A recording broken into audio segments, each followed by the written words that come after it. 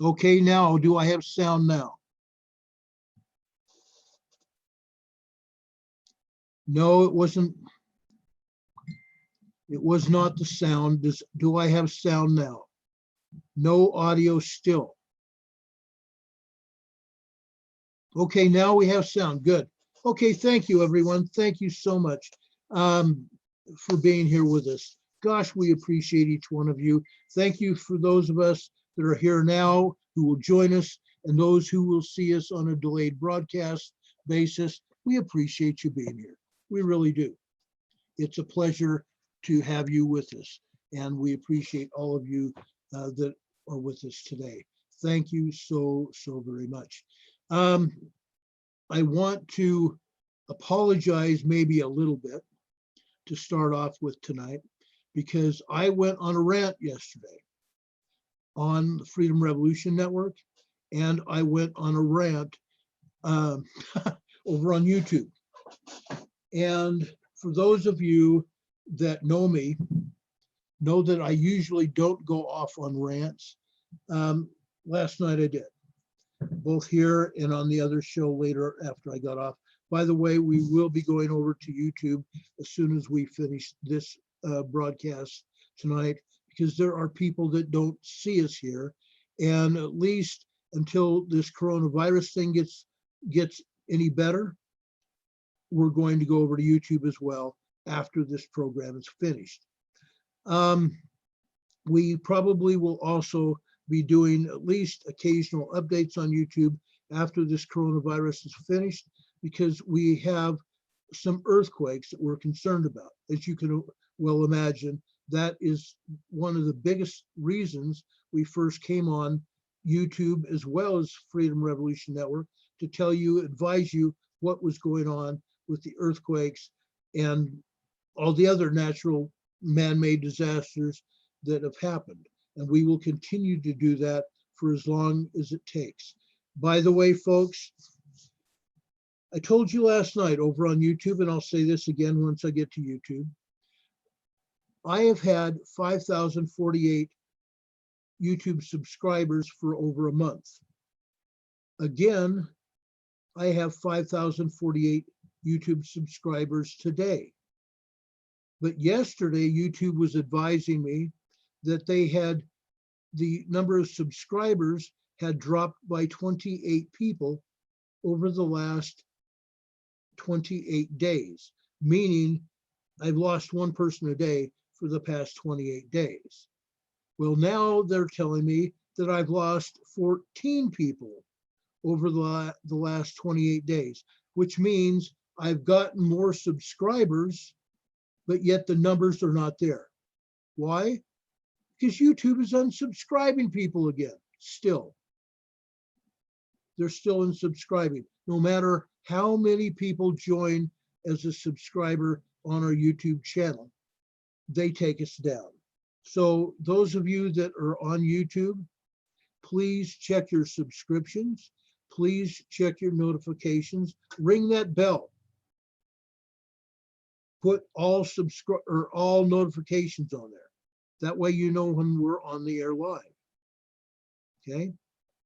You know we're on the air live. Jenny, thank you. We're glad you're here too. Thank you so much. But we're going to be doing a show on our own Emergency Management Associates channel tonight after this one is finished. Again, last night here and on the YouTube channel, we went off. We were on a roll. We smacked everybody upside the head. All the Democrats and even Republicans, the conservatives that have not been doing things right, they need to go away. We don't need any more Democrats telling us what to do. True. Okay. And I'm sorry if those of you who are Democrat watching my program, if you think I'm slamming your party. I am not necessarily slamming you though. I don't want to slam you. I didn't need to slam you. I'm slamming those politicians over in DC. They need to go away. They need to represent the people here in the United States. That's why they're getting paid. but they're also not doing their damn jobs. And if they can't do their jobs to help us, the citizens who they supposedly represent, then they need to go away. Bill, I'm sorry you got put on personal. Yeah, YouTube's doing that kind of crap. Also subscribe over on the Freedom Revolution Network so you're notified when we go on the air on the Freedom Revolution Network channel. Okay? Subscribe. Tell your friends, your family, your neighbors, your social media contacts, your social media contacts here on the internet. Tell them about us. Tell them about both channels, the Freedom Revolution channel, Freedom Revolution Network channel, and the Emergency Management Associates channel. Okay? We're going to be doing both. Okay? We want you to know that. Wandering American, if the truth hurts, change your truth and make it right. Exactly. Exactly. Lee, welcome. Good evening to everybody. We appreciate you guys being here. Now, I'm going to go over, first off, I want to go over and talk to you about a mayor of Los Angeles, Mayor Garcetti. Mayor Garcetti has been pulling some stunts lately. Number one, he has told all businesses to close down in Los Angeles. And he's turned off the power and the water to businesses in Los Angeles. And he's also told gun shops, you can't remain open. I'm sorry, that's a violation of our Second Amendment rights. Mayor Garcetti, you're a fool. Okay, that's first. Guess what Garcetti said today? Mayor Garcetti wants snitches to get rewards. He wants residents to tattle on businesses that don't obey safer at home orders. Now, granted, I will tell you this, there are some situations where it's better to be home than out possibly catching the coronavirus. Okay. Now we've talked about the coronavirus, and we're going to talk about more about the coronavirus tonight, and we're going to talk about earthquakes. But right now, I want to inform you what is going on in our society so you can help do something about it. Now, the last two nights, we have talked about people in California laying low. Dave Hodges first mentioned that earlier this week, and I've done my checking, and it's still a good idea to lay low because we have Democrats in possession of the state of California and Los Angeles and San Francisco in particular. Now, these areas, these politicians are very much in control. And honestly, you don't want to cross them. However, when Garcetti starts telling people to snitch, do just the opposite. Don't say a word. Don't say a word. Okay?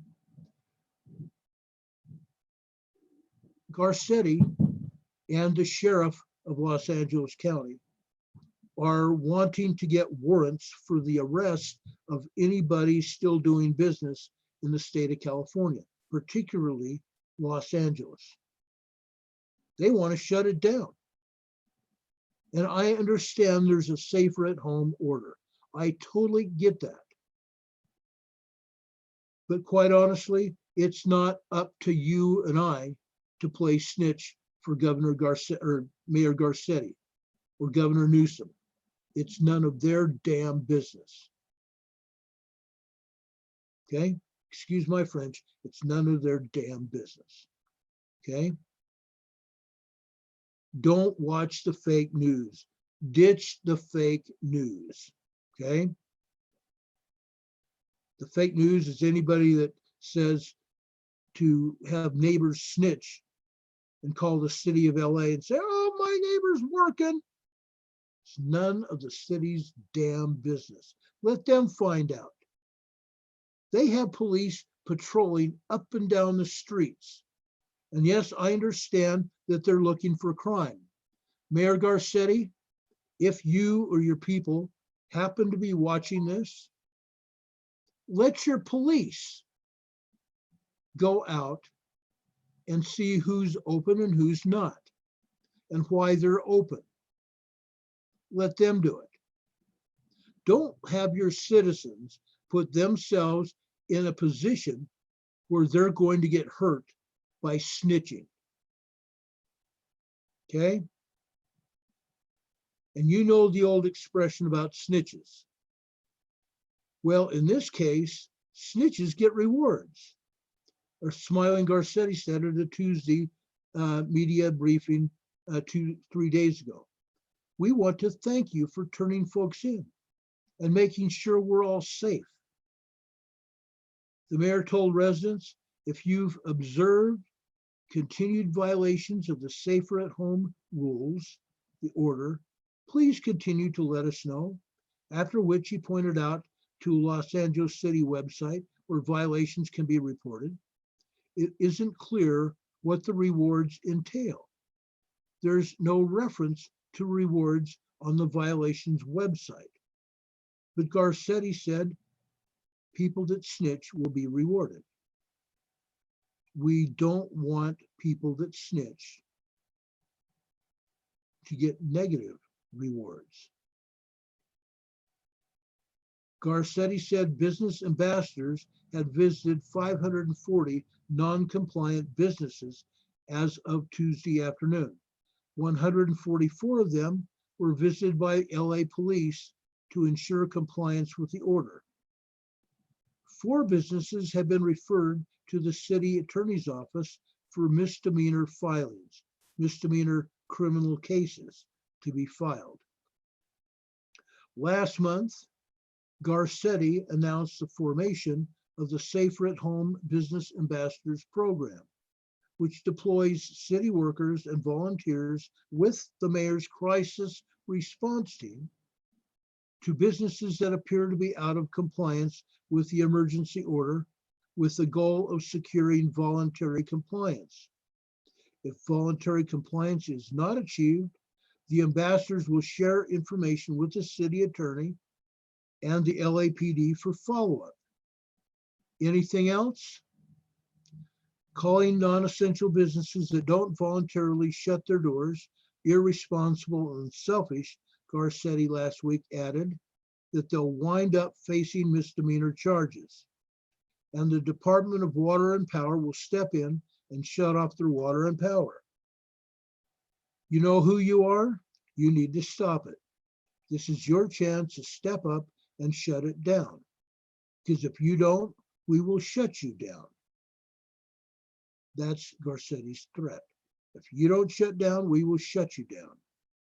Garcetti said neighborhood prosecutors will implement safety measures and contact non-compliant businesses before the city flips the switches on them.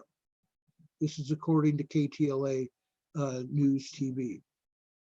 Okay.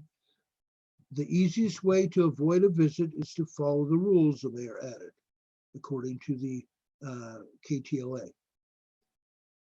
According to the website of LA, City Attorney Mike Feuer, F-E-U-E-R, neighborhood prosecutors are local problem solvers who combat the most destructive community crimes like drug sales, prostitutions, illegal dumping, graffiti, and more. By addressing such criminal activity before it mushrooms into more serious offenses, they are making our city safer and improving the quality of life every day. Also on Tuesday, Garcetti said the city of LA saw an 18% increase in coronavirus cases on Tuesday. 215 additional cases for a total of 1,386 coronavirus cases on Tuesday. The county saw a 23% decrease in availability of hospital beds over the previous 2 days. Why is that? Because more people have been diagnosed with the coronavirus and more people are ending up going to the hospital. That's why. Okay, that's why that happened. No other real good reason but that. Now, I'm going to tell you about what's going on with the coronavirus right now.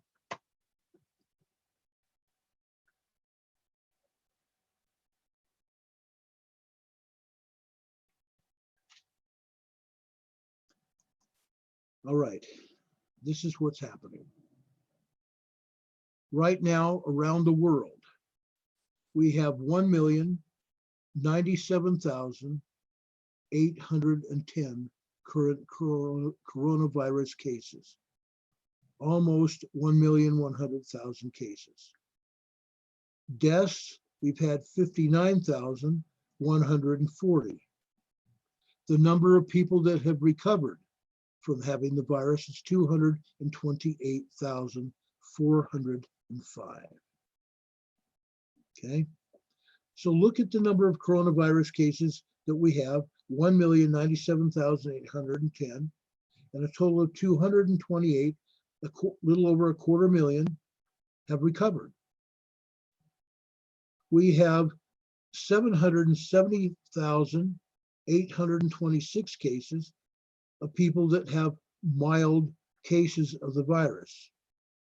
We've had 39,433 serious hospitalized cases, serious or critical. Okay. We have 21% death toll, allegedly 21% death toll from the coronavirus.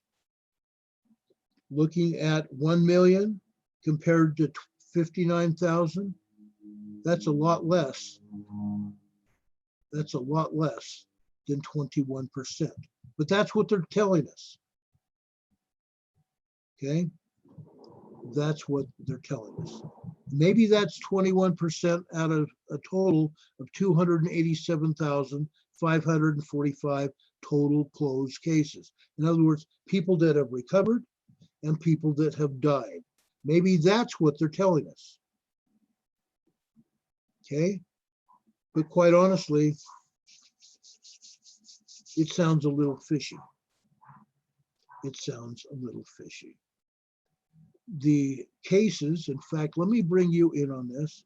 I think you probably ought to see this. The case statistics are this, okay? These are the number of total cases. The total deaths are climbing, spiraling out of control at the same rate of total cases are. The same rate, you can see it. The number of deaths is corresponding to the total number of cases that they're having. Now, we know from looking at the statistics that we have that we are getting more and more people tested. That's why the case numbers continue to skyrocket. Before, we didn't have those numbers because we didn't have the test kits available. As of earlier this week, President Trump unveiled the new test kit that just takes a couple minutes to get the result whether you have the virus or not. Abbott Laboratories came out with that. And quite honestly, I'll give Abbott credit right here. It's Abbott Laboratories that came out with a new coronavirus testing equipment. With that said, we have some evidence, and we're still checking on it. We're still checking on this evidence, but we have some evidence, folks, and I hate saying this, this bugs the crap out of me to say this, but there is some evidence that the test kits are already contaminated with the coronavirus. So do people have the virus or don't they? That's the question that I have. Okay, we do have evidence to show, and we're still confirming all of this, but we do have evidence to show that some of the testing kits are contaminated with the virus. And when we find out the true, correct information, the accurate information, we're going to bring it here so everybody knows. So everybody knows. As you can see, here in the United States, we've had 276,965 total cases here in the United States. We've had a total of 32,088 new cases overnight. That's a huge spike in total number of coronavirus cases. Now, President Trump and the Coronavirus Task Force warned us days ago that the next 2 weeks were going to be very bad. Okay, that's what they warned us about. Now, what have I said about this whole thing the entire time it's been going on? Is you can't trust the fake media. We're giving you the numbers so you can make up your mind what you need to do. That's why we're even discussing this. We're giving you the numbers so you can decide what you need to do.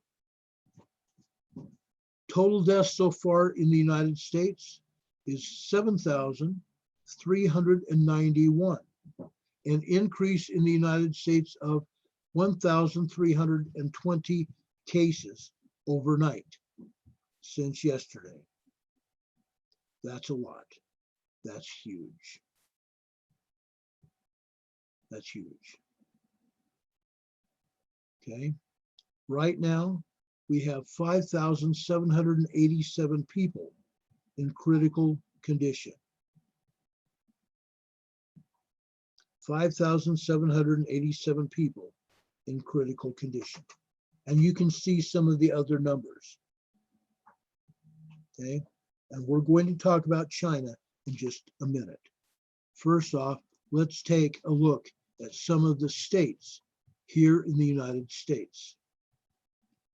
Coronavirus cases, again, 276,965. Total number of deaths, 7,391. A total of 12,283 people have recovered.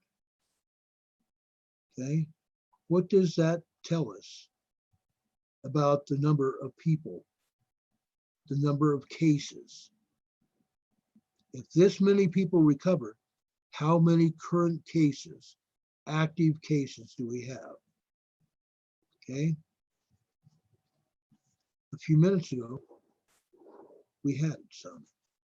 Active cases in New York, 91,372. 91,372 active cases. Okay, 91,000 compared to 276. That's over a third of the coronavirus cases are in New York City. They've had a total deaths of 3,218. 2,318 or 3,218. Okay, almost half the numbers of people that have died of the coronavirus are in New York, almost half. New Jersey, 29,896 people have the coronavirus. Okay, that's almost half, it's a little over half of what New York has. And they're right across the river there. Their increase in cases of 4,305 overnight. Total deaths in New Jersey, 646, an increase of 109 overnight. Look at the numbers here. They steadily fall. Michigan, 12,744. California, 12,267, with an increase of 1,429 people that came down with the virus overnight. California has 275 deaths. 275. Massachusetts has 10,000 people with the case, with the coronavirus. An increase of over 1,400. 192 deaths in Massachusetts. Louisiana, that says they are hardest hit. They're not hardest hit. They've had an increase of unusual amounts. They presently have 10,297 cases. 1,147 of those are new cases since yesterday. They've had 370 deaths in Louisiana.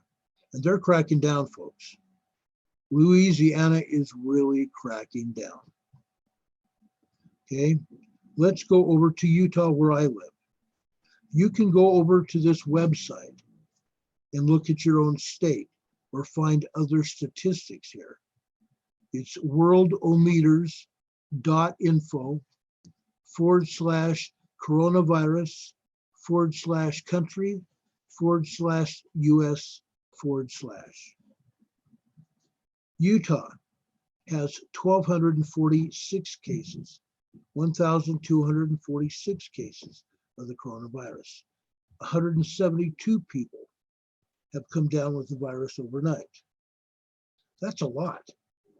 172 people. That's a lot. That's 20%. 7 people have died. We've lost 7 people since last Sunday.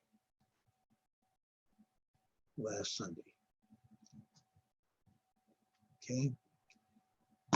That's the coronavirus. Okay. Now, what we have here, there's new evidence suggesting COVID-19 came from a Wuhan virology lab. It's hard to ignore. Now, earlier we have reported that this virus came out from Russia. There was evidence suggesting it came out of a lab in Russia. But now there's new evidence suggesting it came out from Wuhan, China. And it's hard to ignore. Scientists were alleging researching coronaviruses in bats late last year. They were doing research. Several new pieces of publicity available for evidence that have come to light in recent days seem to indicate that a new virology lab in Wuhan, China, may have been the location where the novel coronavirus originated. In a lengthy article published Friday in the National Review, senior correspondent Jim Garrity detailed the investigatory work of Matthew Tai, a documentary filmmaker and YouTuber who used to live in China. In his most recent video upload, Tai professes to have identified the source of the virus. Okay, Freedom Revolution wants to come on board. Let's bring him on board. My co-host is here. Let's bring her on board. Nope, she left. She left. Guess they don't want to come on board. That's okay. Maybe it was a mistake. Anywhere. Several new pieces of publicly available evidence have come to light in recent days to indicate that the virology lab in Wuhan, China, may have been the location where the novel coronavirus originated. In a lengthy article published Friday in the National Review, senior correspondent Jim Garrity detailed the investigatory work of Matthew Tai, a documentary filmmaker and YouTuber who used to live in China. In his most recent video upload, Tai professes to have identified the source of the virus. Now, before I continue with it, giving you this information, the powers that be told us just last month, don't pay attention to anybody on YouTube, that none of us on YouTube know what we're talking about. Okay? This guy is a filmmaker and also a YouTuber. Garrity is sure to note in his article at the National Review that it is understandable that many would be wary of the notion that the origin of the coronavirus could be discovered by a YouTuber. But he contends a great deal of the information that he presents obtained from public records posted on the internet. So he says, check it out.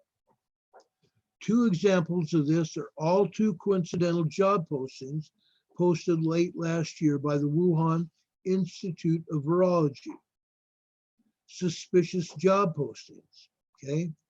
On November 18th, the lab posted a job opening that requested scientists to come research the relationship between the coronavirus and bats. Okay, remember they developed a story that it came from bats in China?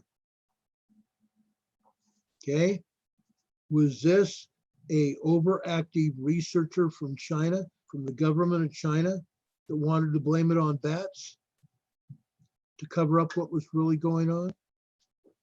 According to a Google translation of the job posting, it offers this description of the nature of work.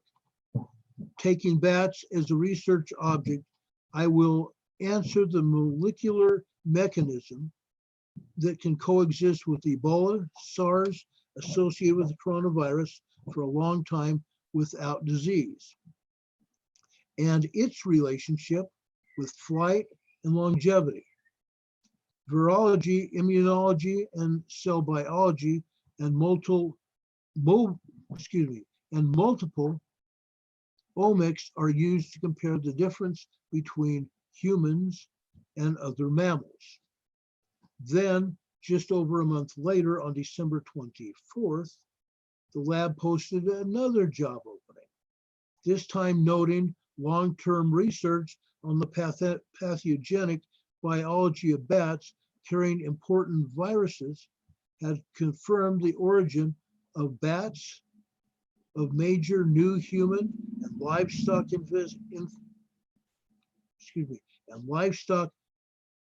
infectious diseases such as SARS and SADS, and a large number of new bat and rodent new viruses have been discovered and identified. Tai, who claims to speak fluent Chinese, said that the second job posting would be essentially translated. We've discovered a new terrible virus and would like to recruit people to come deal with it. At the time of the second job posting, China had reportedly been dealing with the onslaught of this mysterious pneumonia cases that they said they had, but it wasn't until a week later that the Chinese government notified the World Health Organization about a novel coronavirus infecting its population. Just a coincidence, huh? Then there was a scientific research paper. Fox News host Tucker Carlson ran an interesting segment on his primetime show Tuesday night, highlighting a research paper published on February 6th by the South China University of Technology. The research paper, The Possible Origins of the 2019 COVID virus, noted that the virus most likely came from an animal known as the intermediate horseshoe bat. Okay, that's what they said back in February. According to Tucker Carlson, here's the striking thing. There are no known colonies of the bat within 900 kilometers of Wuhan, China. Wise? Moreover, Carlson noted that there's no evidence to support the oft-repeated claims that this particular bat was sold at the wet markets in Wuhan, China. The Wall Street Journal reported in February that neither the U.S. Centers for Disease Control and Prevention nor the World Health Organization could confirm whether bats were present at that wet market, meaning they sell live animals for people to kill for meat. Okay, that's what it is. What does it all mean, folks? Simple. It's this here. This evidence proves and appears to demonstrate that Chinese scientists at the Wuhan Institute of Virology were researching coronaviruses in bats, allegedly not typically found within 900 kilometers of the city, approximately 600 miles of the city, at the same time that the doctors began treating the first known patient of the coronavirus. Okay? It is difficult not to draw certain conclusions from that. But to be clear, it is impossible to conclude that 100% certainty that the virus originated at the virology lab in Wuhan, China. But even if it were, it's important to note that neither Garrity nor Carlson, nor the cited Chinese research paper, for that matter, are suggesting that the virus was intentionally in a Chinese lab, was made intentionally in a Chinese lab. Again, let me read that again. Even if it were, it's important to note that neither Garrity or Tucker Carlson, nor the cited Chinese research paper, for that matter, are suggesting that the virus was made intentionally in a Chinese lab, part of a biological weapons program. The matter at hand is more so about the misinformation coming from the communist government in China following the outbreak. Okay? That's the story. Okay? They're trying to stem the tide of misinformation coming from the Chinese government in China following the outbreak. Well, we know that there is a lot of misinformation. We've had reports from the funeral homes that they were cremating 200 to 700 people a day. We now have proof that the Chinese government has shown that there are 1.6 million cell phones that are no longer active in China. Where did they go? Where did that many cell phones go? Possibly the people that were cremated had those cell phones. You tell me. Okay, now you're hearing a bunch of noise in the background. I know that, and I'm sorry about that. The noise is coming from our family doing laundry, and I'm sorry about the noise. Okay, but the Chinese and the Russians, I believe, are guilty of manufacturing this virus that has killed a lot of people. And they're responsible for it. And one day, they're going to be held responsible for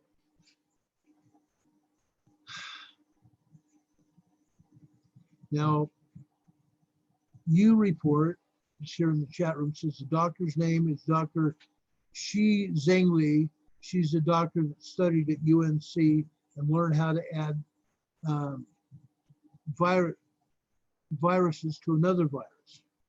She then went back to Wuhan. Look it up. Okay. Now, I'm telling you this. We know for a fact that our good old boy from Microsoft owns the damn patent on the virus. Meaning, if he owns the patent, he owns the virus. He knew about it. Yeah, he knows about it. He and his organization, his wife, knew about the virus. It has HIV as a part of the virus to hit or kill people. Once that HIV comes into the system, it doesn't leave, folks. That's a proven fact. There is no cure for HIV. And so far, there's been no cure for this virus either.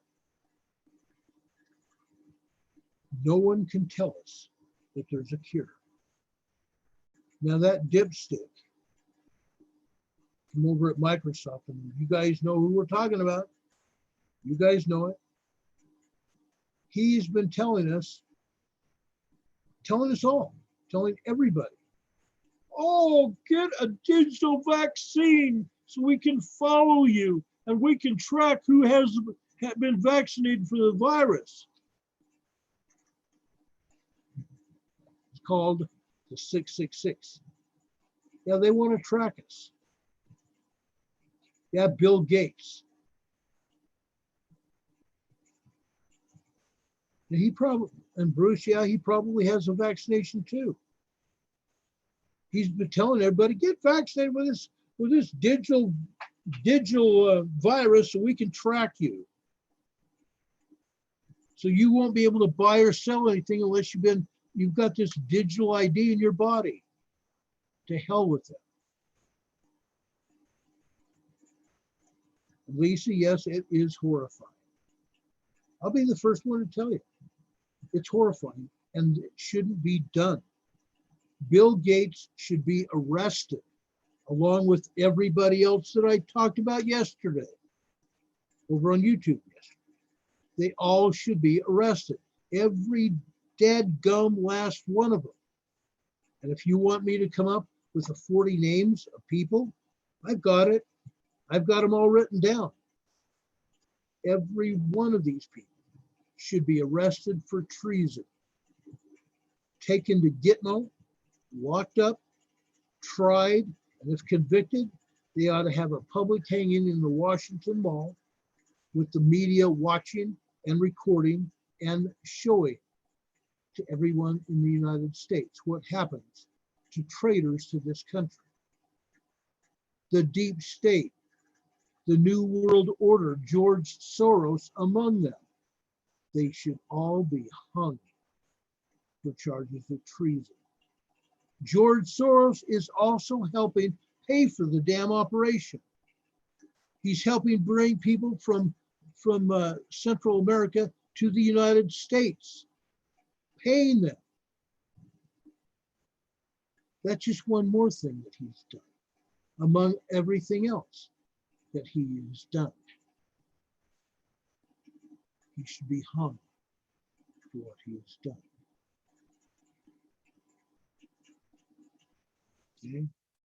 Now, I hate to call for somebody's murder, and that's exactly what we're doing. We're calling for their hanging for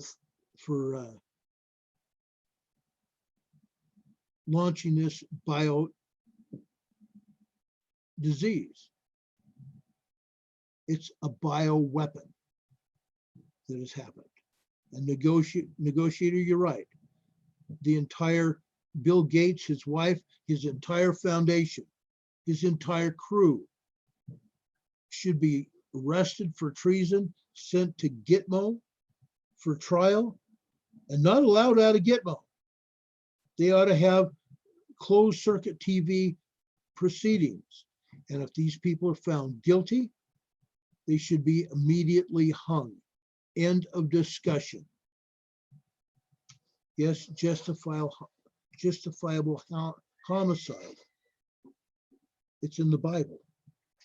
You commit a crime like this, you kill people like this, then you should be hung for this. Hurricane Heather says, firing squad. Yeah, I've considered that too. I just don't want lead flying around behind them unless they have a weapons range behind the gallows, which I don't think they're going to do. Yeah, it's big pharma. I understand it. And all of those people should be hung for doing it too, because they're killing people. They're killing people. Yes, I'm angry. I'm very angry. Okay. Yeah, it's the same old napalm that they had in Vietnam. Yeah. One of my dear friends that I worked with died of cancer caused by napalm. Agent Orange. Yes, seize their assets. Seize their assets. Absolutely. The US government should seize their assets, including that dirtbag George Soros. Yes, Mr. Soros, you better not get near me. You don't want to go there. Don't want to go there. You will go to jail. And you resist, you're toast. TLO says, oh, there's hate. Yep. Moi. Okay. Moi. All right. We talked about snitches getting their reward. We talked about the coronavirus. I want to show you this. I want to show you this article. The biggest reason I want to show you this article is that it's seriously almost funny. Okay. It's seriously almost funny. When humans are sheltered in place, wild animals will play. Goats and whales, coyotes in San Francisco, rats everywhere. With much of the world saying, stay home to prevent the spread of the coronavirus, animals have ventured out where normally the presence of people would keep them away. Great crime. Orme Kashmiri goats on the streets of Landuho Wales. Goats on the street of Wales. I've seen horses on the streets, not of Wales, but other places, but now goats on the street of Wales. Under the cover of night, in their feathered, silken, cream-colored coats, they trotted into Llandudno, seaside town in Wales. On Thursday evening, a herd of great Orme Kashmiri goats galloped through the desolate streets of the small town looking for food. Some goats got their fill from hedges. Others climbed building walls. They are very mischievous, said the resident who spotted the goats. They seem a bit wary of humans. They wouldn't go past me at one point. They were very cautious. Lucky for the goats, there weren't many humans around. More than 1 billion people worldwide are staying at home under guidance from their governments, socially distancing themselves from one another to avoid the spread of the coronavirus, which has now claimed 43,000 lives. This was a couple of days ago in Britain, and 2,300 in Britain. 2,300 people on Tuesday had died over in Britain. With the businesses closed and the towns and cities emptied, people are getting a glimpse of what animals usually keep their distance do when they are left alone. The great Orme goats ventured out further than they normally would, Mr. Stewart 31 said. Goats live in Great Orme Country Park in Conway, Wales. They were gifts from the Queen Victoria from the royal herd, but their descendants are wild animals that roam and forage in the large park. They like to come down when it gets windy, Mr. Stewart said. When they get down to the bottom of the hills, they don't go much further because there's busy town life. They are known for coming down a bit and causing a bit of mayhem. Okay, when I think of mayhem, I think of that commercial. I think of that commercial for a auto insurance company where one of the actors in the commercial is talking about mayhem. I don't see goats necessarily committing mayhem. They could possibly, if there was enough of a herd, I suppose.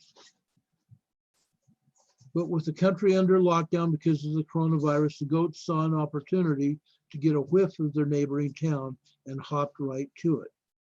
The video Mr. Stewart recorded, the goats can be seen running down the middle of a street. They were just racing through town, said Mr. Stewart. He called a non-emergency police line. They are in town because it is so quiet, because hardly anybody is out. Okay. Now there's hardly anyone in the streets of San Francisco except for coyotes. Residents of San Francisco have been under orders to practice social distancing for 2 weeks, leaving their homes only to buy groceries, going to the pharmacy, participating in other essential tasks.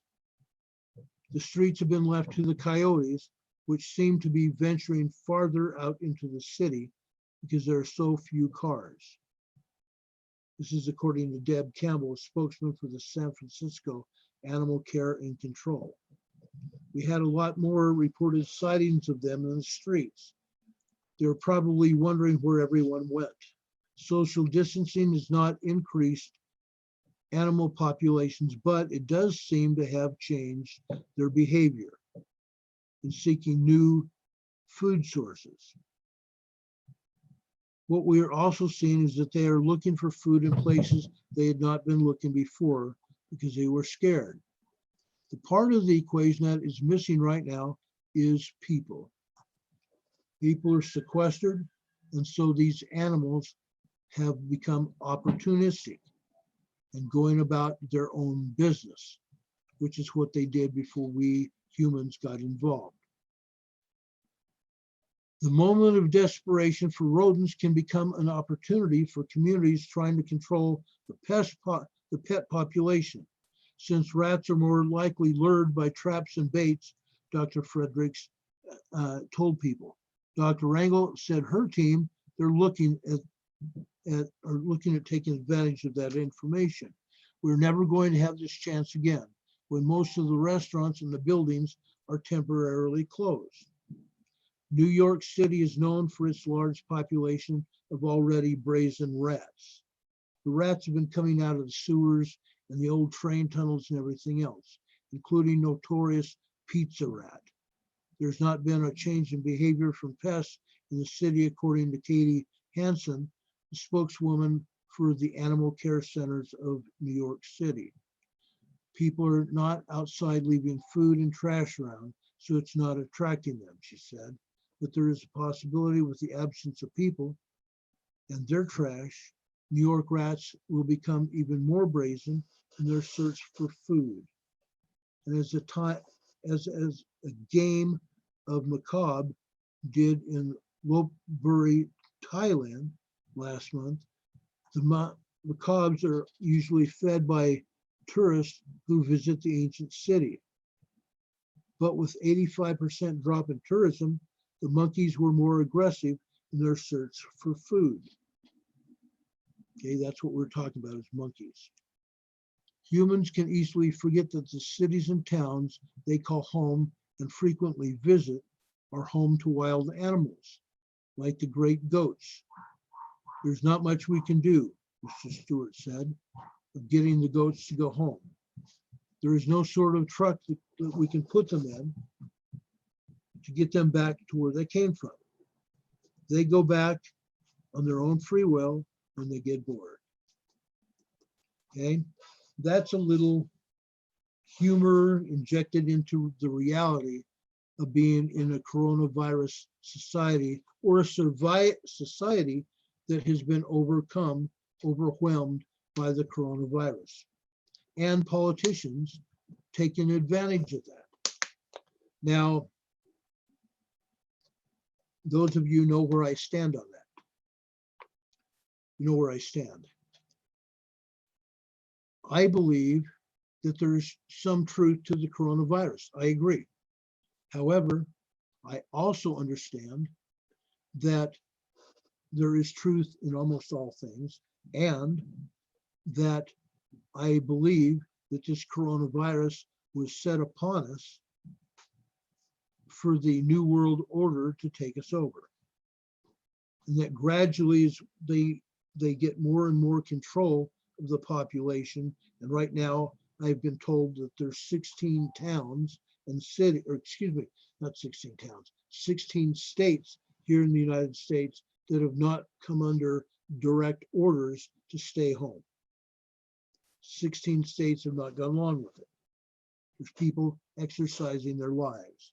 And yes, probably, if I'm not mistaken, the states that have not come down with the virus have also not had major incidents with the virus either.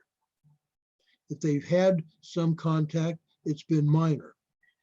But as of the last 2 days, and including today, they said that the virus is going to be getting so much worse in the next 2 weeks. So what do I say? Stay home. Do what you see fit, folks. Do what you see fit. Just be careful. Don't get arrested. Do what you have to do the best way you know how. Don't get sick. Now today, and even yesterday, we had information coming from the government that has been telling us to wear masks outside. Prior to this, they were telling us not to get surgical masks or P95 or N95 masks. Okay. Now they're saying if you go out, you need to be wearing a mask of some kind. A mask of some kind. They're saying today, and yesterday, in fact, that we need to be wary of what's going on, and that we need a mask, and we can even use a scarf. As the president said yesterday, everybody has some kind of scarf, a winter scarf or whatever, and to wrap it around our face and our neck so we won't come down with the coronavirus. Now that is all good. Okay, that's all good. But my feeling is this. I don't trust the government any further than I can throw them. I have never, ever trusted our government. And I don't trust them now. I trust our president more than any other past president. I do. Kathleen says she'll wear a tie. Go for it, Kathleen. Awesome. If I go out, I'm going to at least have 2 of these. 2 of these. 2 is better than 1. Excuse me. 2 is better than 1. So I'm going to use 2 masks. That's what I'm going to do. Susie Fuchinaka said, Hawaii is rocking and rolling. Okay, we've talked about the coronavirus. I'm asking you to do what you can to protect yourself. Protect yourself, whatever's necessary. We don't want you going to jail. We don't want anything happening to you. Do what you have to do to protect yourself.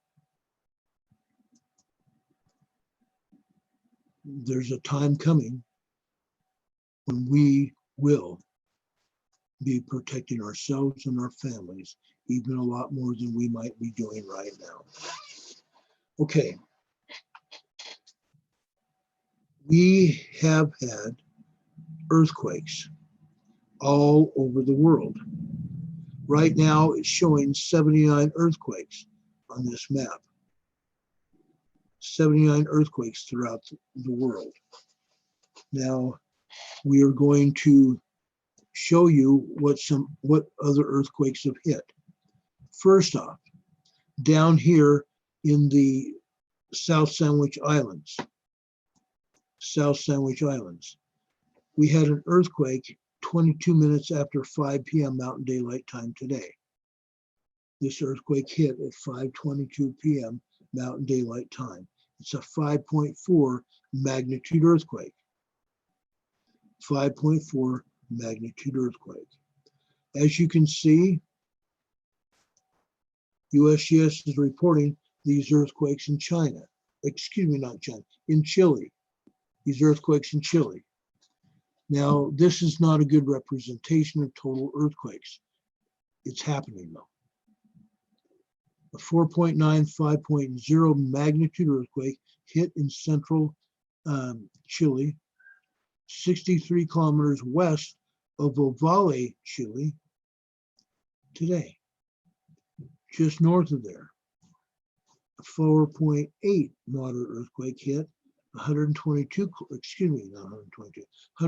kilometers, approximately 65 miles northwest of La Serena, Chile. Again, in the central part of Chile. Going north, a 4.2 magnitude earthquake hit up here in northern Chile near Antofagasta, Chile. Okay, Antofagasta. Over here in Argentina, they were reporting this from earlier this afternoon, that a 3.6 magnitude quake hit 13 kilometers southeast of San Fernando del Valle de Catamarca, Argentina. That's where you see my cursor and this blue dot, Catamarca, Argentina, earlier today. Okay, let's go over here to the South Pacific. Had another earthquake register here in the South Pacific. This is a moderate 4.5 magnitude earthquake, 157 kilometers south of, excuse me, I'm sorry. Didn't think I was tired until now. But this earthquake hit 157 kilometers south of Pangai, Tonga. Okay, it's in the middle of the ocean. It was a moderate earthquake, and probably the water in the ocean absorbed the seismic energy, and that nobody on land probably even felt it. Let's go over here to central Indonesia. They have taken some earthquakes off the map. Okay, we'll talk about that in a few minutes. Over near Tobelo, Indonesia today, we had a moderate 4.4, and just west of there, we had a moderate 4.6 magnitude quake near Kota Ternate, Indonesia, a 4.6 moderate quake there. Yesterday, we had numerous amount of earthquakes that hit over here in the Philippines. This one hit southeast of Selangor, Philippines. This was a 4.7 magnitude earthquake. Okay, so far I've told you about that stray 5.3 over in the South Atlantic in the South Sandwich Islands. Now we're in, right here, we are in the Pacific Ring of Fire. We're down here in the South Pacific, right down in here. Okay, the Ring of Fire. Now again, this is not a completely accurate representation of the earthquakes. They're only telling us about what they think we need to know. And they've said that. Last July 2019, they said that. Also, over here off the coast of Central America, south of Panama, we've had a moderate 4.6 magnitude quake that hit there. Central America and South, excuse me, sorry about that, Southern Panama and South Central America have gotten hit. Okay, over here in the southern part of Mexico, they've been extremely hit. Small and moderate quakes, and yes, some small quakes there too, but small and moderate quakes continue to hammer southern Mexico. All right, let's go over here. Let's move west. We've had another 4.8 magnitude earthquake that was reported over here in Luring, China. Luring, China, 134 kilometers east-northeast of Luring, China. Over here, we continue going west to Turkey. Over here, a 4.7 moderate quake hit 24 kilometers south-southeast of Erika, Turkey, E-R-R-I-C-A, Turkey. Okay. What do you think is over here that I'm going after now? This is a 4.6 earthquake. This earthquake here is a 4.6 quake that hit 44 kilometers west-northwest of Kaltso Maifa, Syria. Kaltso Maifa, Syria. Also, they're reporting another earthquake over here in Crotone, Italy. 111 kilometers east-southeast of Crotone, Italy. Okay, now we've told you the rest of the story. But it's not over yet. The fat lady has not sung. We still don't have any earthquakes over here in the Central Pacific. Okay? We don't have any in the Central Pacific here. We don't have really anything to speak of that's north of the Fiji Islands. Okay?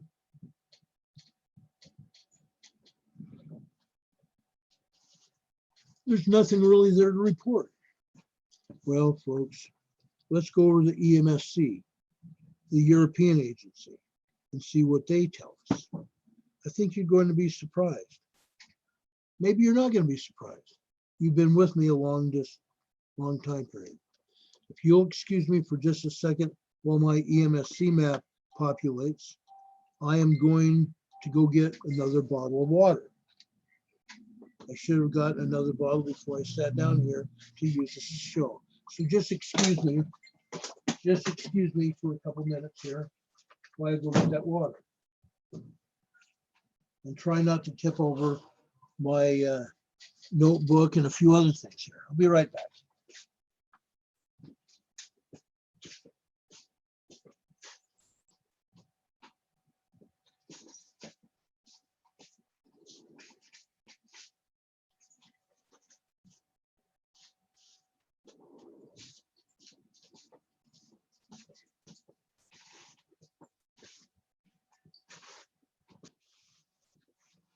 Sorry about that, I'm back. I'm back. Okay, we're going to go over to the EMSC map. One, because it shows in greater detail what earthquakes we have. It'll show in greater detail what earthquakes we have. My concern is that they're not showing us everything. Right now, the USGS map says we have 80 earthquakes. Really? Let's go over here and see what we really have. Okay. My map went away, so I'm going to have to bring it back up, but that's okay. First off, I want to show you what earthquakes we have. So I'm going to take you over to my earthquake tracker. This is a total number of earthquakes that have hit the earth today. 270 earthquakes have hit. 270 earthquakes have hit. We go over to volcano discovery, where we're going to find out the true number of earthquakes that have hit here since the first of the year. Okay, we've had 18,823 earthquakes. 18,000. Let me turn the light down here. We have 18,823 earthquakes. If you go over here to the earthquake tracker app on your phone, if you don't have it, please download it, because not only are you going to learn about volcanoes on the volcano discovery application, you're going to learn about earthquakes, and they have a list of earthquakes. Every day they list all of the earthquakes that hit. Okay. Now down here is where they show you the number of earthquakes that have hit. This is just since the beginning of the year. 18,823. Okay. They've had 5,042 felt reports of earthquakes since the beginning of the year. Okay. Interesting statistics. Interesting statistics. Remember yesterday when I showed you the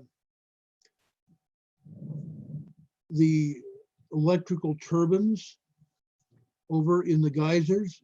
I showed you two sets of turbines that generate power from the steam that comes out of the Clear Lake volcano. Okay, I showed you the turbines. So now you understand, every time we show you that earthquake map, when we have earthquakes over in Northern California at the geysers, you can see it. We want you to understand what is going on. That's why we tell you about it. That's why we tell you about it. Now, let's go over to the South Pacific again. The South Pacific is where all earthquakes originate. Any earthquake at any point around the earth came out of, as a result of, any earthquakes here in the South Pacific. Here in the South Pacific. As you can see off to the side here, we have earthquakes over in New Zealand. Up and down New Zealand. This is an earthquake up in the Kermadec Islands. Let's take a look at that one first. Actually, that's not true. I'm sorry. That's Pangai Tonga. That's Pangai Tonga. Okay. Up near the Kermadecs. Up near the Kermadecs. We have a 3.64, a 3.61, and a 2.69. Okay, we have a 4, a 3, and a 2 up here in the Kermadec Islands. As you can see, the North Island got hit and the South Island got hit down here in New Zealand. Most of those are 2s and 3s max. Okay, so Tonga got hit. We go over to Papua New Guinea. We don't see any earthquakes either in Papua New Guinea or Papua Indonesia. Papua New Guinea, Papua Indonesia here, nothing. Not a thing. But where do the earthquakes come from? Central and and western Indonesia. Central and western Indonesia. Okay, we're not going to cover all these quakes. It's just not going to happen. But I'm going to show you some of the quakes.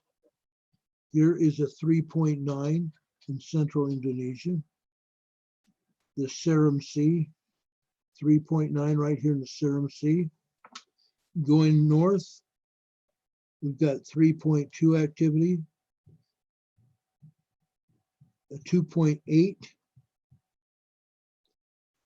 2.7, 2.9, and a 2.6. That's just some of the earthquakes in central Philippines. I'm not Philippines, central Indonesia.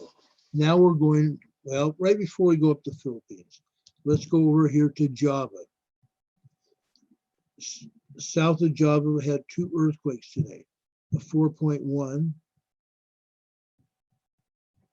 Come on, you dumb thing. They had a 4.1 and a 3.5 in southern Java. Or should I say south of Java? Over on the western end of South Java, we have a 2.6. This is probably 50 miles from the capital of Indonesia, Jakarta. Going over to the other western island, we have a 2.5 and a 0.2 minor earthquakes. Minor earthquakes. They have not had anything major here in some time. Going up into Sumatra, Kaping Nangkla, Sumatra has a 2.8. 2.8. All right. Quickly going through China, Western China, we've had a 4.3. Darn it. We've had a 4.3 over there in Western China. Going over to Italy, not Italy, I'm sorry. Going over into India. Can't believe I said Italy. 2.70, 2.770 and a 3.2 magnitude earthquake hit in northern India. Northern India. Okay. Let's see here. Southern India, we had a 3.2. Darn it. Southern Italy, a 3.2 down there.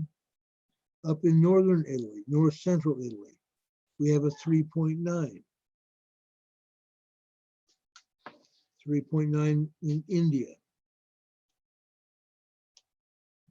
Going over to Iran, 2.7 up in northern Iran, and going south along the South Craton in Iran. We had a 4.0, a 2.9, and a 3.1.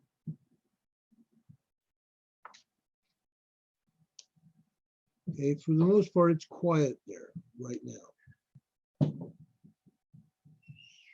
Going over to Greece, we have a lot of earthquakes that have hit in Greece here. A lot of earthquakes. Over in Chechnya, Russia, we've had a 3.5 and a 3.3. Of course, that's north of Greece, way out there.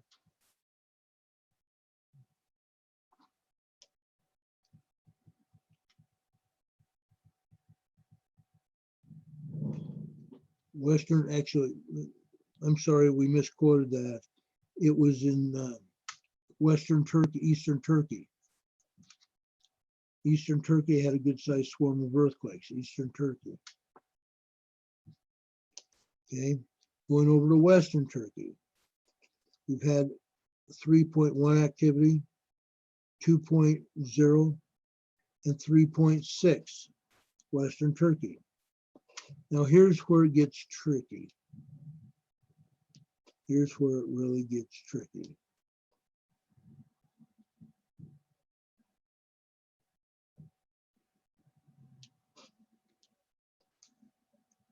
Over east of Crete. East of Crete, they had a 3.0 over in the Mediterranean Sea. A 3.0 here in the Mediterranean Sea, east of Crete. Right there. Sorry about that. Over in Crete itself. Crete is a Greek island south of the mainland of Greece. Over there, we've had a 3.0 magnitude quake in Crete. Going over into Italy, southern part of Italy, out in the ocean, the Mediterranean Sea, we have a 1.9, the Sky Coast, a 1.8, opening up on to the island of Greece, the mainland portion of Greece, we have 1.3 activity, 1.6, 1.6, a lot of small activity, minor activity. 4.8, 1.4. 4.8 is a moderate quake in Western Greece. And yeah, they had one. The Aegean Sea. The Aegean Sea near Patras, 1.7 there. And on the north side of the Aegean Sea, we have a 1.8. 1.8. Sorry, my phone decided to take a dump here.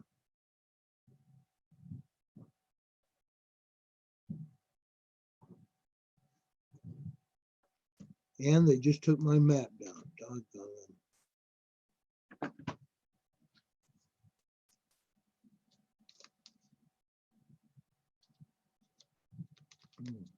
We're going to go quickly here because I don't want to spend a lot of time in Europe because we've already talked about what's going on.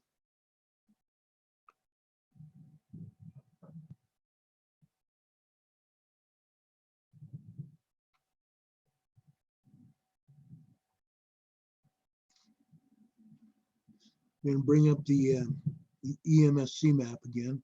We use two maps, EMSC and the USGS.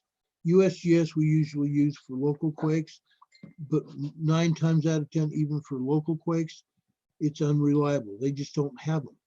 They don't show them.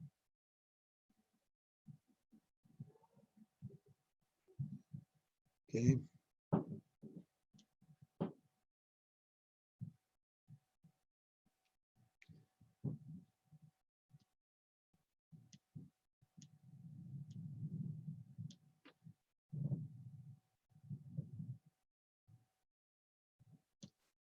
Now, we ended up in Italy. Southern Italy, we have 10 plus earthquakes over here in southern Italy. Why? What happened there? 2 of them are in the boot, and the others are up in northern Italy. 2.4 northern Italy. Okay. The others are down here in the heel of the boot of Italy. Most of these are in the ocean, in the Mediterranean Sea, south of Italy. Okay. All they have there is 2.4s, 2.0s, 3.0s, 3.1s, and a 4.0. That's all. Over on land, just west of there, we have a 2.32. 2.32. Now we had some activity in Sicily.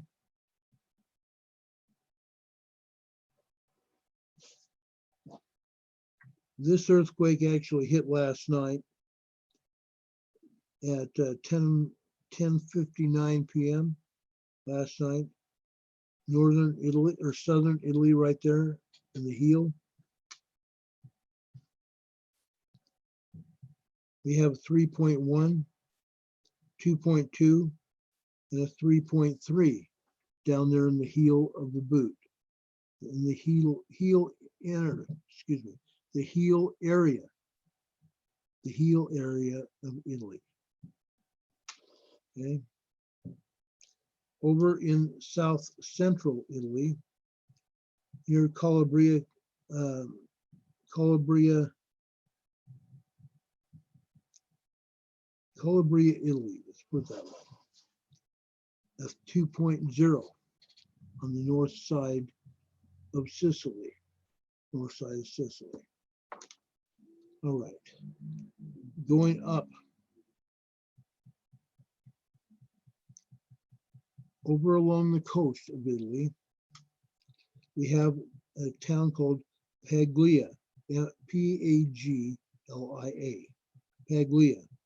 This is almost in the Mediterranean, almost in the water. Over on the east coast, the west coast of the Hardies, okay? Via Latina,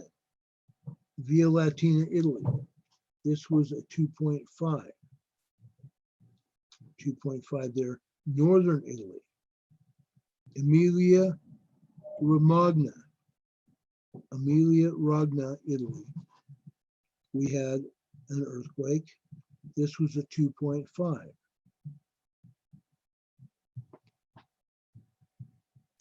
Let's go across the sea. Let's go across the Mediterranean Sea, or Tyrrhenian Sea, excuse me here. Nova Garcia, Slovenia, 1.4, 0.4, 0.39, and Zagreba,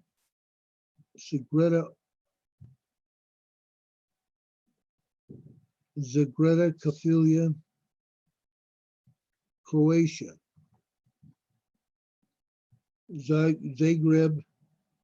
Zagreb, Croatia, a 2.5.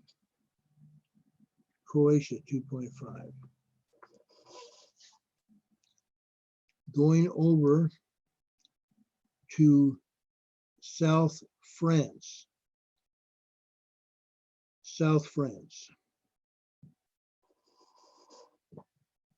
They had a 2.4 in the south of France.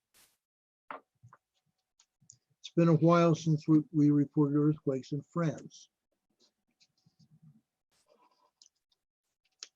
Been several weeks since we reported earthquakes in France.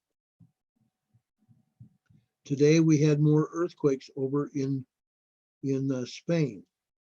Okay, north of Spain, south of Spain. Let's start off north. 1.9, 2.0, 2.1. Over in the south of Spain, Carboneron, Spain. Carboneron, we had a 1.7, 3.3, and on the far west side of this map here, we have a 2.1 in the southwest of Spain. Southwest of Spain. Okay. Over in the Canary Islands. What do we have in the Canary Islands, folks? We haven't had but one earthquake yesterday. Today we have two. We have a 1.8 and a 1.9. Two earthquakes in the Canary Islands today.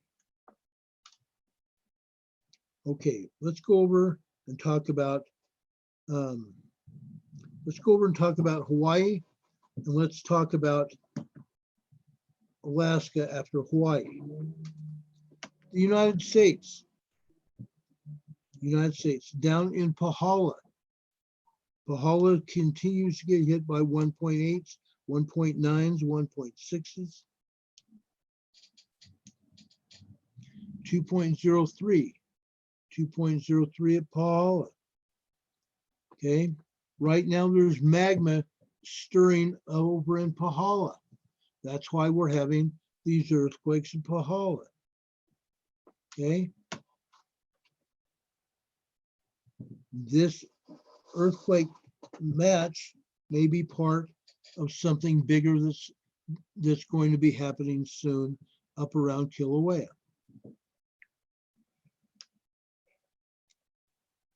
Or even Mauna Loa. But these earthquakes in Pahala are usually symbolic of earthquakes or volcanic activity up at Kilauea. Okay, I'm going to quickly show you where Kilauea is, where these earthquakes are. Kilauea is way up here. Pahala is way down here.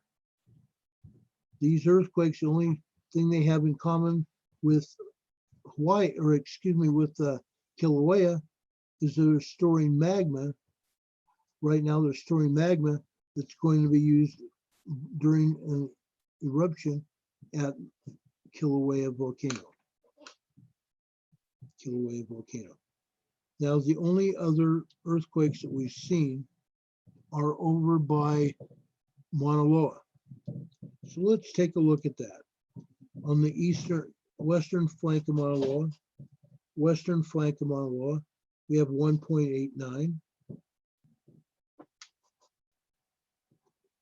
a 1.13, 2.09 and 1.8, 1.113.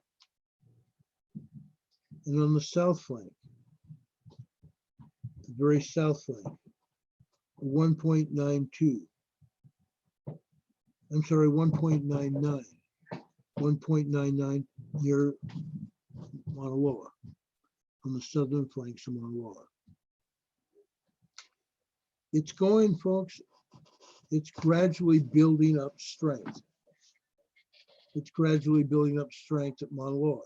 And we're going to see the same thing continue to happen at Kilauea and Mauna Kea.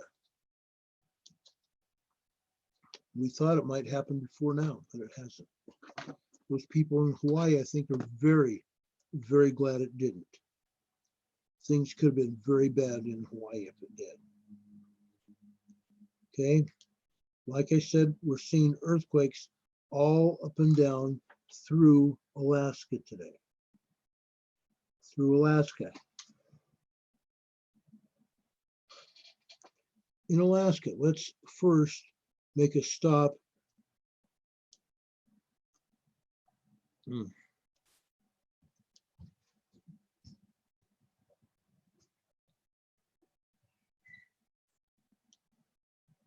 Well, guess what, folks? There are no earthquakes at Mount Redoubt. There's nothing at Mount Redoubt here. Not a thing. Willow, Alaska, which is just south of Mount McKinley and Denali National Park.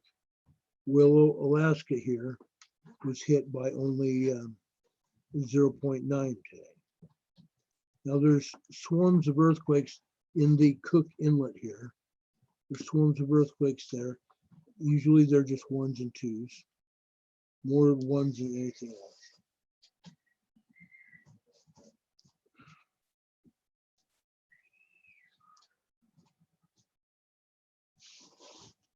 Okay, most of these earthquakes all over Alaska right now are ones. 1.2, 1.3, 1.4, 1.5 magnitude earthquakes here in southern Alaska.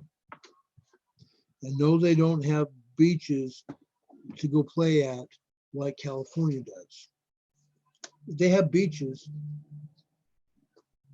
but they're cold weather beaches. and only a few beaches up there in Alaska at all. All right. Now, we've seen the swarms here in Alaska. North of Denali National Park, 0.70, 1.0, 1.4, 1.4. So nothing really going on north of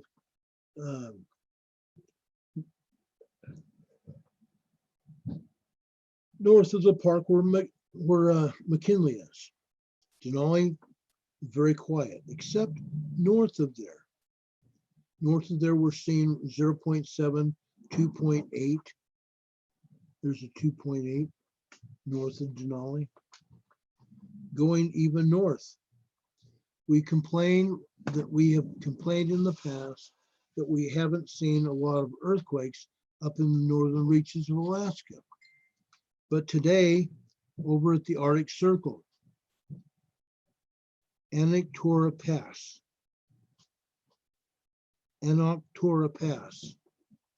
a 2.43 earthquake there, and north of there near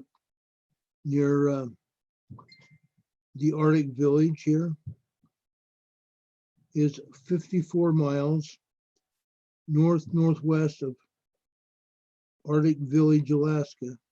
We have a 2.8 magnitude quake. Typically what we see when we see these earthquakes hitting over there in Alaska, we know that the earthquake power, the seismic energy is coming down the coast of North America. Right now, today, this minute, we've had an earthquake over here in the Triple Junction area. Triple Junction again. What is this? The Cascadia Subduction Zone. This is the Gorda Escarpment going 200 miles out to sea. And here we have the good old San Andreas Fault. Okay, good old San Andreas Fault. We had an earthquake there. That earthquake was nothing more than a 2.51. 2.51 on the Triple Junction. The Triple Junction. Before we get talking about the other rest of the United States, there's very little to talk about. But California in general, the West Coast, there's a 2.14 in Livermore, California, 2.14.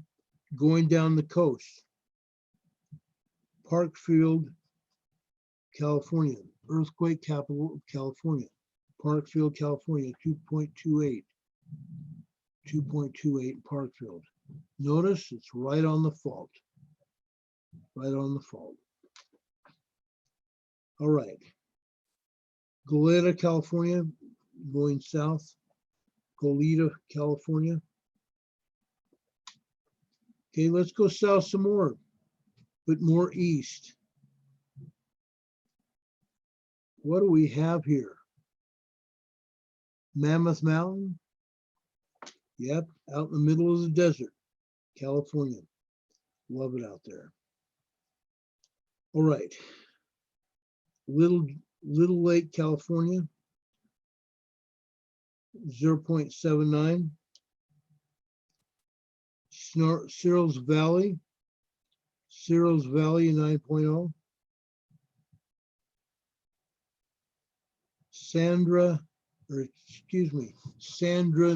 Gardens, Alaska. These are all minor quakes.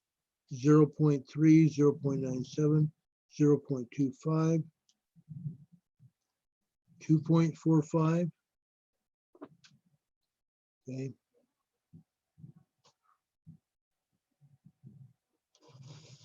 All right. Mammoth Mountain had some earthquakes today as well. Mammoth Mountain, 20 plus earthquakes.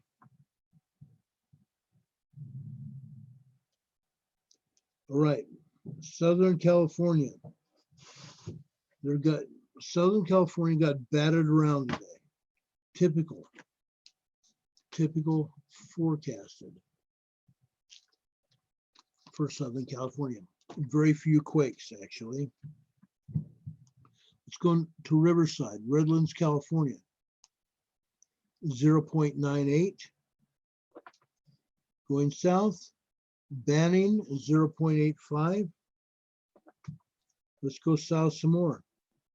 Idlewild, California, 8.84. Idlewild, California. I'm sorry, not 8.84. 0. It was 0.35 in Idlewild. 0.35.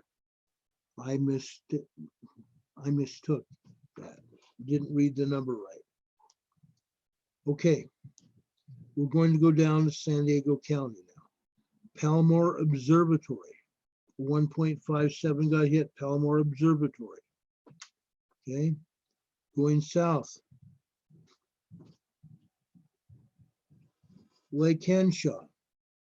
Lake Henshaw got hit 0.88 today. Borrego Springs, North San Diego, California. Borrego Springs on the top of the mountain, the Cocoa Mountains, Chocolate Mountains. Okay, Borrego Springs. Going back west, we have Julian. Doggone it. Here's Julian, 0.57. Usually there's a lot more activity than this. A lot more activity. Okay.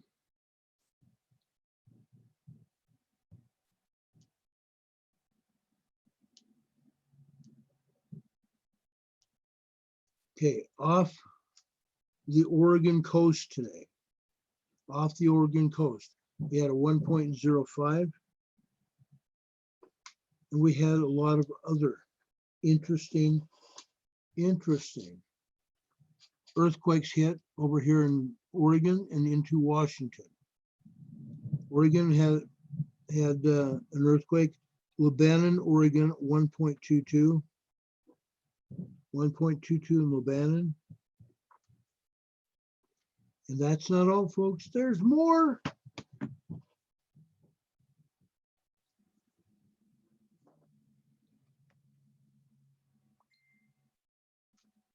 Ding, ding, ding. My phone's dinging today.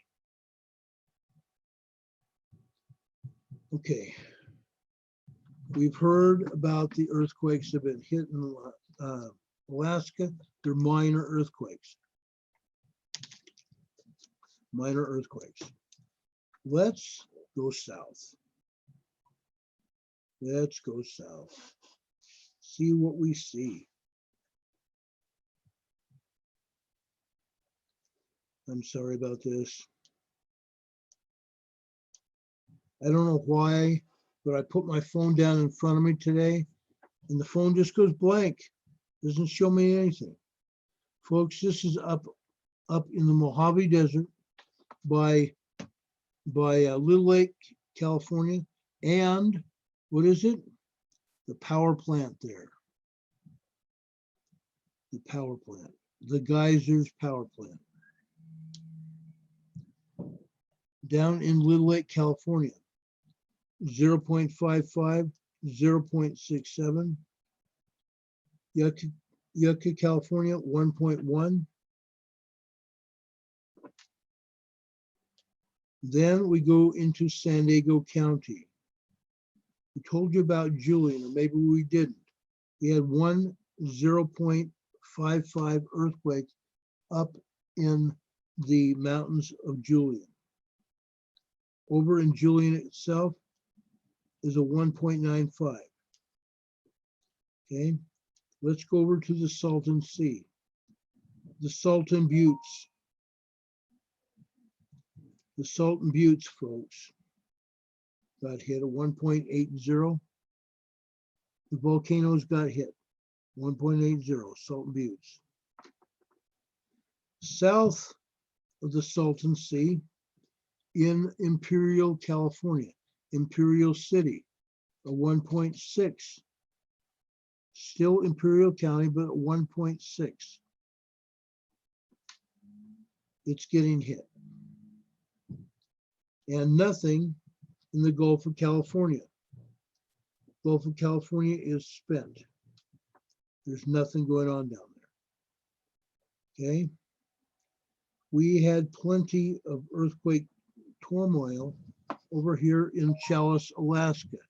Challis and Cascade, Alaska. Now, just a short time ago in Cascade, Alaska, which is just east of Challis, we had a 4-point something here. I'm going to try to find it.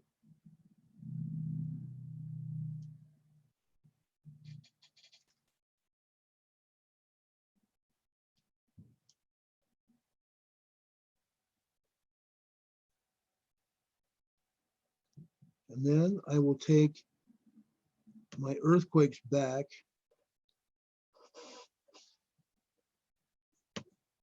and we will explore more of Idaho and Yellowstone, because apparently I can't find this 4 that just happened in the Cascades, or not Cascades, the Challis, Idaho area.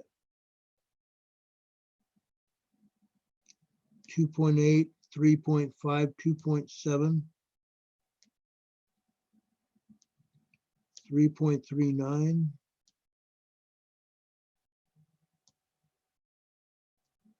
2.8s, 2.8s, 2.9s.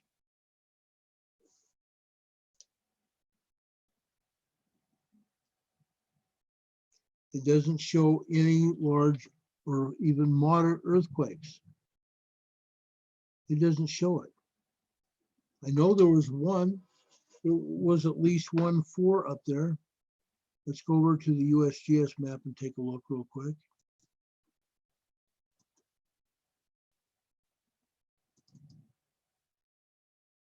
This. Right before we went on the air, we were getting minor earthquakes over here in Challis, Idaho.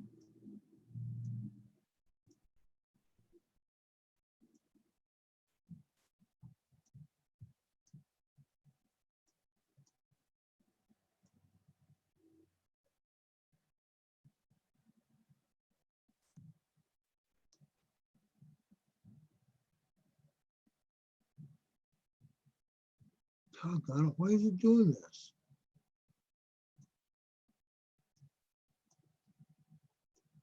Okay. I want to show you these earthquakes. Doggone it. I wonder why it's playing games with me like it is.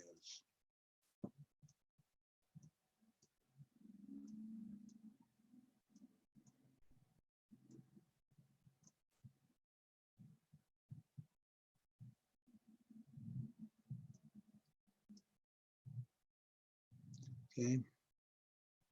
These are the earthquakes around Challis, Idaho today. Okay, Challis, Idaho. 2.7 there. There's a 3.6, 3.5, 3.11. This says here 36 to 78 quakes. Yeah, this could be 36 quakes. I doubt it. It might. Okay, this is an unpopulated area where that 6.7 hit here. Excuse me, I mistake. 6.5 here. 6.5 the other day here in Challis, Idaho. Challis, Idaho is the west side of the Yellowstone magma chamber. Okay, right now, all we show are these earthquakes in Challis, Idaho. Okay, that's all we show. We don't show anything for Yellowstone, but there were earthquakes in Yellowstone.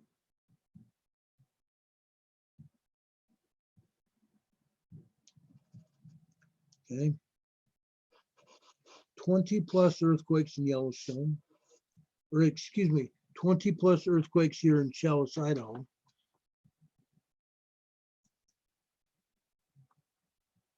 Doggone it. My map keeps going away. Okay, we have 20 plus earthquakes here in Chalice. We've got these 4 earthquakes being generated here in Yellowstone. Lincoln, Montana, a 2.04. Lincoln, a 0.95. Going south, West Yellowstone, a 1.54. And over just east of there, Lodi, excuse me, not Lodi, Cody, Wyoming. Cody, Wyoming. We have a 1.29 at Cody. Cody, Wyoming, 1.29. All right. Let's go south. Salt Lake City, Utah. A clean and pretty town with straight, wide streets. Okay, what do we see? What are we seeing here? We've seen earthquake around the epicenter of the earthquake that we had here. Remember that, 5.7 here? Yeah, we're seeing that. And we're seeing 2 earthquakes just south of there, 1.0 and 1.5. 1.5 just south of there. So the earthquakes seem to be spreading out south and also east. Here's another earthquake east of, west.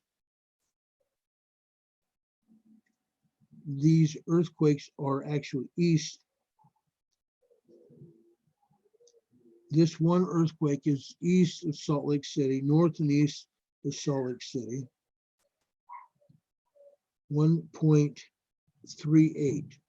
1.38. This is nearly at the Wasatch Fault area. Nearly at the Wasatch Fault. Okay. It's on the northeast side of Salt Lake City. Okay. So Salt Lake has gotten hit today and continues to get hit. Okay.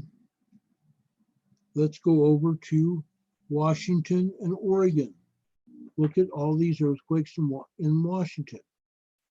Okay. Mazama, Washington. Mazama, Washington, 1.85. Over near the coast, Seebeck, Washington, minus 0.77. Seebeck. It's got to be inside of a hill. Over near Cooper, Washington. Cooper, Washington. We have a 0.62. Way down south in Oregon, off the coast of Oregon, between the Cascadia subduction zone and the coast of Oregon. Woldport, Oregon, at 1.05. Woldport, Oregon, 1.05 there. Okay, and what happened? Oh man, I don't know why it does that. It goes to advertisements.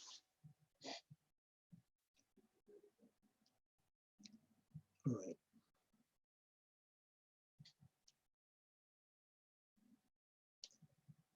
Okay.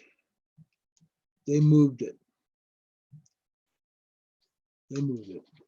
This is that earthquake. This is a 2 that hit over on the Gorda Escarpment at the Triple Junction area. This was a 2.51 that hit earlier today. Again, it's on the Gorda Escarpment west of the San Andreas Fault. Excuse me, not San Andreas Fault. I'm sorry, west of Cascadia. This is the Cascadia subduction zone, Gorda Escarpment here. This is in the Triple Junction area of the San Andreas, the Gorda Escarpment here, and also the Cascadia subduction zone, the triple zone. Triple zone. triple junction, I should say, not triple zone, triple junction. Must be getting tired. Okay. We had earthquakes over here in the geysers, just northwest of the northeast of the geysers. Thermaloo, California, a 2 point, doggone it. Thermaloo, California, 2.5. Then what do we have here? Carson City.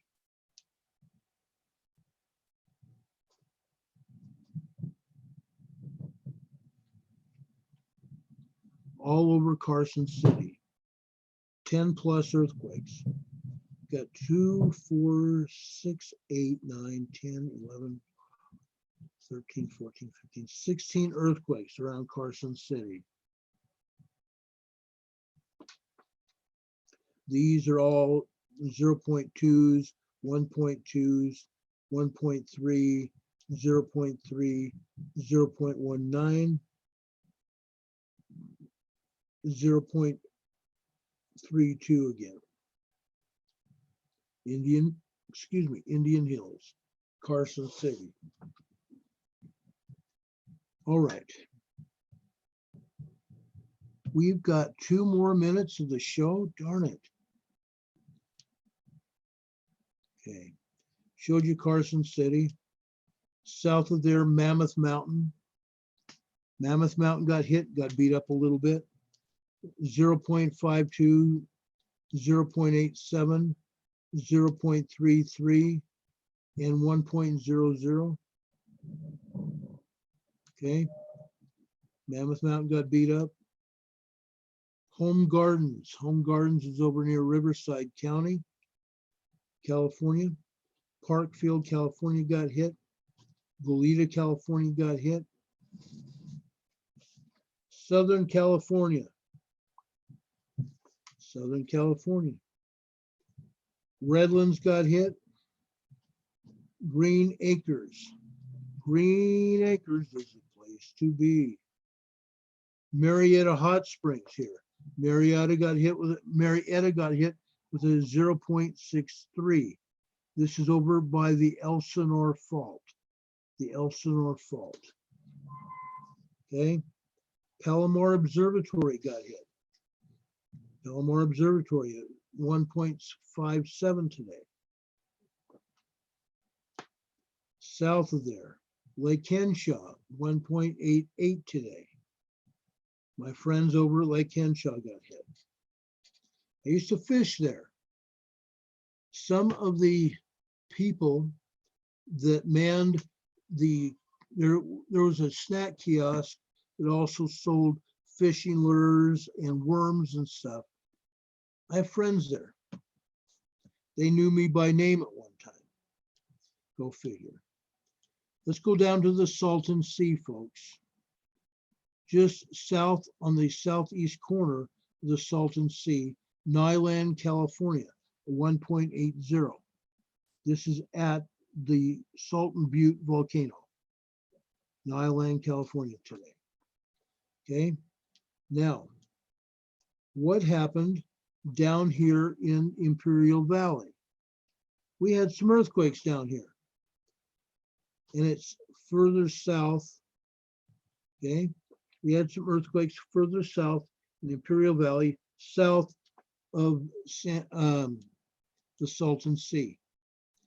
Okay, Imperial, California, a 1.46, 1.50 El Centro, California. Fascinating, huh?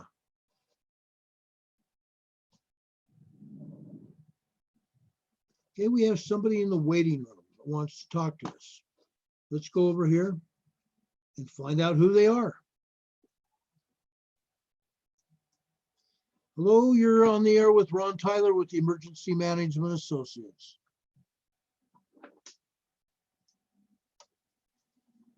Hello? Hold on a second, hold on. Now you're on the air. Well, hello. You got some people that are very concerned about you right now. Yes. And, okay, and what it is that they told me, please call Ron and have him check his O2. He's showing signs of low oxygen. None of us have his number. Well, let's see. Let's see here. No, I'm getting oxygen.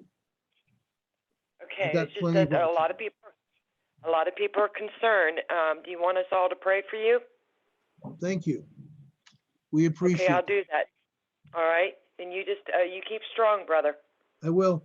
Yes, I've got plenty All of right. oxygen. I just turned it up, in fact. Okay, okay. As long as you're safe and you're okay. Yep, I'm fine. Thank you. Thank you, You're everybody. welcome. See you soon, Bye-bye. guys. Love you. Bye-bye. That was Signs and Times checking on me, making sure I'm all right. Anyway, down in the Imperial Valley, Imperial, California area, El Centro got hit. El Centro had a 1.50 earthquake.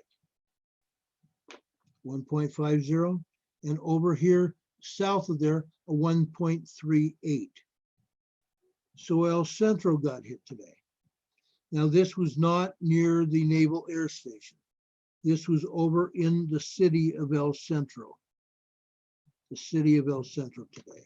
Again, a 1.5 and a 1.38. 1.5, 1.38 in El Centro. Okay. They're going to get hit. They're going to get hit. Now, El Centro is west of the San Andreas Fault. El Centro is west of the San Andreas Fault, or what they call the Imperial Fault. Okay, so that's what went on today. Down there, whoa, we just had another earthquake. Wasn't here a minute ago. This was at Bombay Beach.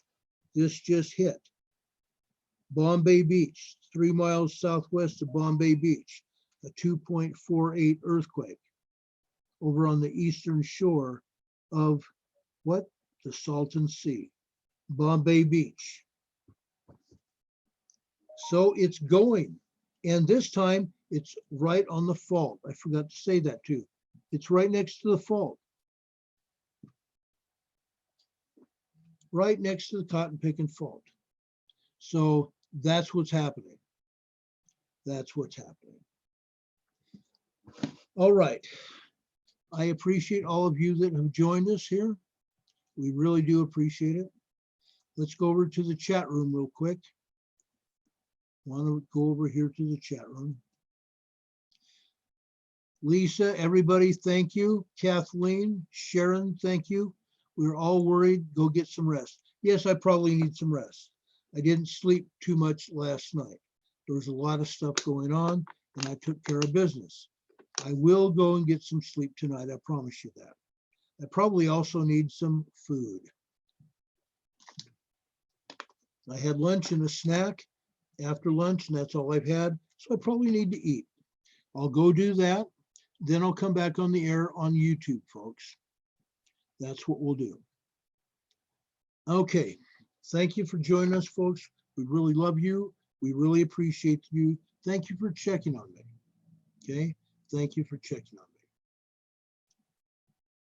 me. Sassy Lass says, not China planes, 2 E6s Doomsday planes. The E6s are nothing more than a Navy early warning system. It has a radar dome on the top of the planes, and they usually do routine missions.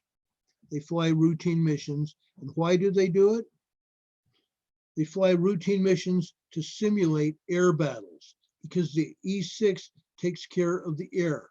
They take care of all the planes. They control the airspace during a war. That's why they fly E6s. Mary Lou says a 4.9 in Cali. Let's go check it. Let's go check a 4.9 in Cali. Oh my gosh, we got rid of the doggone map. Well, we'll bring up the darn map. I don't know why we would have got rid of the map. That's really weird.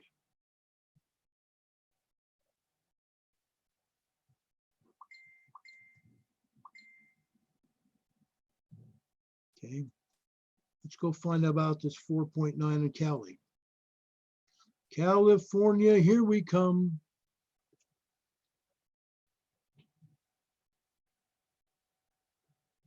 I'm really interested in finding out where this new earthquake hit in California.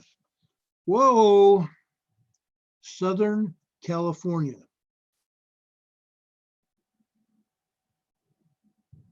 Southern California. We've had a couple good-sized earthquakes.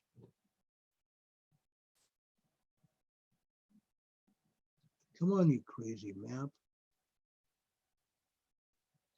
We've had several earthquakes here. I told you about that one over by Bombay Beach in the Imperial Valley there. Anza, the Anza Gap, folks. Let me bring you up to date here. Let me bring you in here.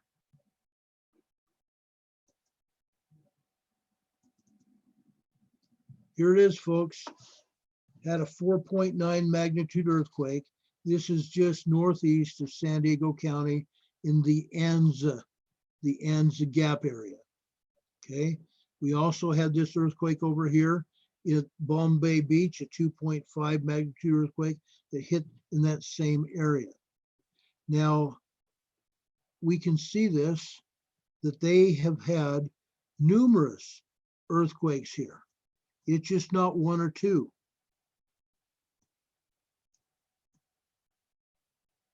Look at this, folks. They had a 4.9, 17 kilometers. Well, 17 kilometers is like 9 miles east, southeast of Anza. So this may actually be in North San Diego County. Okay, this one here, they say is in the Anza Gap. This may also be in San Diego County. This is a 3.6 in Anza. This is a 2.6 and a 2.9 in the Anza Gap. Now, let's look at this in San Diego County and see if it actually is. See if it is.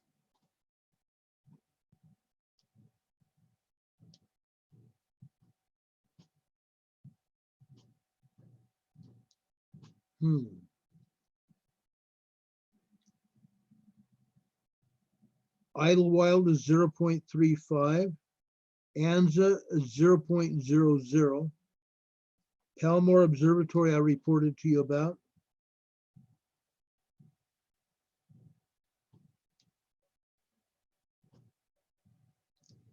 .91 in Borrego Springs. Okay, here we are. 2.18 in the Anza Gap. 2.18. 3.64. The Anza Gap. 3.64. 2.60. 4.87. 4.87. 1.62, a 2.00, and further east, a 1.34 and a 2.57. 2.57. Okay, this time it looks like that EMSC doesn't have this 4.9.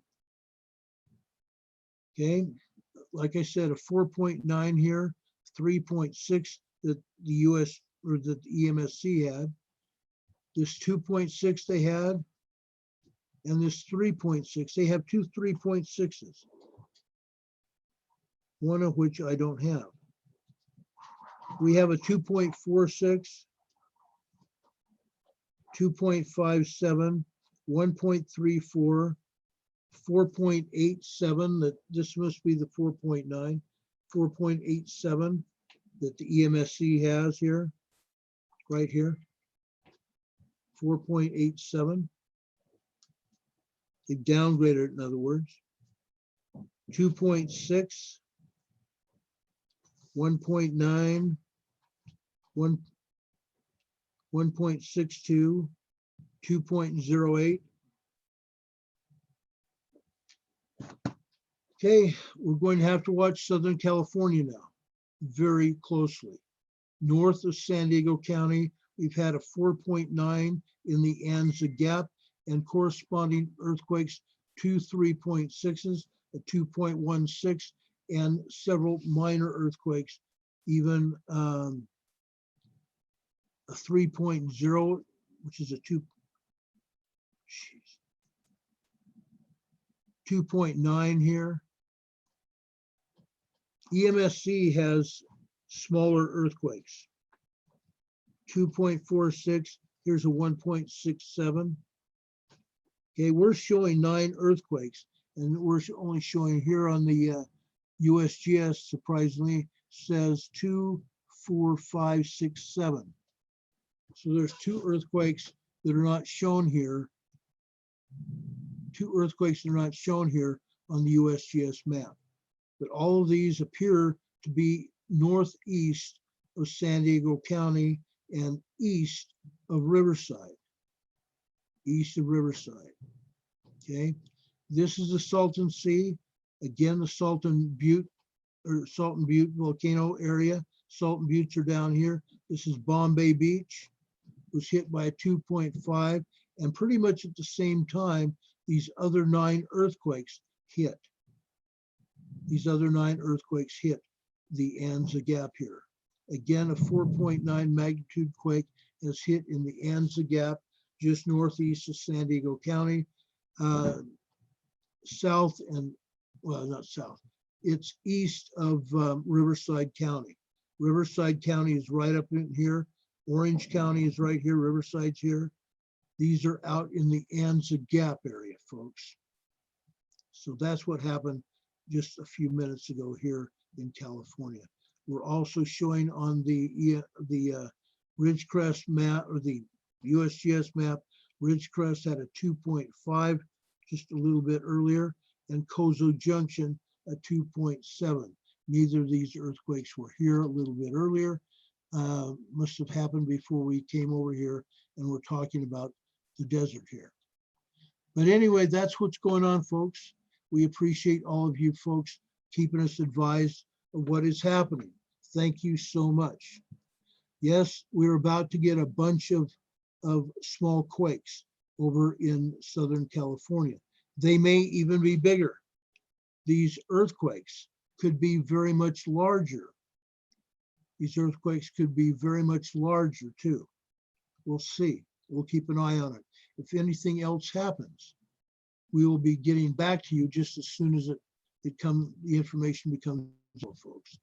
Thank you again for showing us that. This will be Ron Tyler. We're going to be getting out of here very quickly here. It says I'm already signed out of Zoom. No way. I hope I'm not signed out of Zoom.